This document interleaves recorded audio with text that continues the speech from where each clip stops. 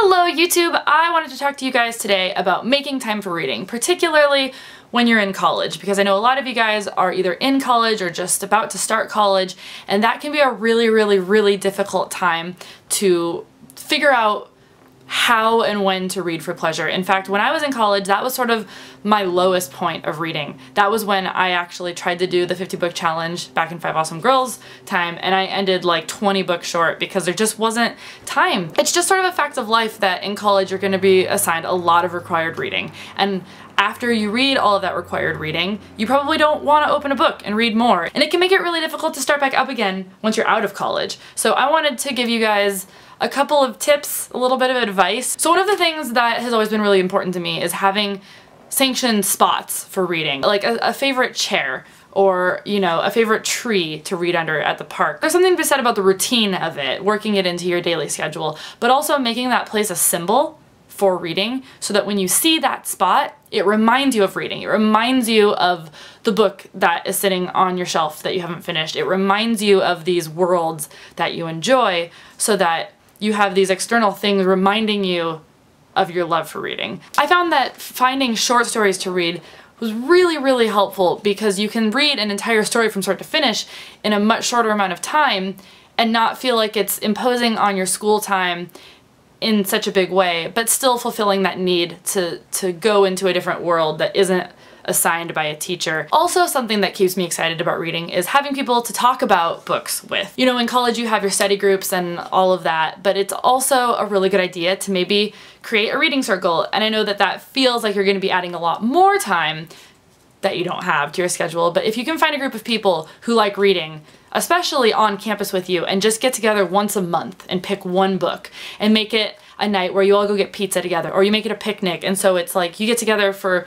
a social activity that you'd probably already want to do with people, but it encourages everyone to have this book that you can all talk about. And if you don't have people on campus that you can do this with, finding a group of people online on Goodreads or something and having a Skype date like that can be just as useful. I found that I was a slave to my planner in college, and so honestly sometimes just scheduling it in can be great. Also, something that I think people always forget about is book consumption in any format is still reading. So make sure you have the Kindle app on your phone, and so you can just, like, while you're waiting for your professor to show up, if he's late to class or something, you can read a couple pages on your phone. Or if you have a long walk to school, my walk took me 30 minutes each way. If I'd been listening to audiobooks on that walk instead of like texting on my phone, I would have gotten a lot more reading done. And a little trick that I did, it might not work for everyone, is that I delegated a reading fund. So you have to buy textbooks for college, that's a fact. And they're really expensive, and often you can sell them back. And when you get the money back, it's never as much as you paid for them. So what I used to do is, rather than taking that meager $20 or whatever and turning it around for textbooks, because like I said, you're just gonna have to buy textbooks. It's just the fact of life. I would sometimes take the money that I got from selling my textbooks and use it to buy a book that I wanted to buy. Something that I'd been waiting for, something that made me excited. Almost as sort of like a reward for getting through that quarter. I know that that sounds crazy because textbooks are so expensive that you probably should just funnel that money back into buying more textbooks, but that's not any fun.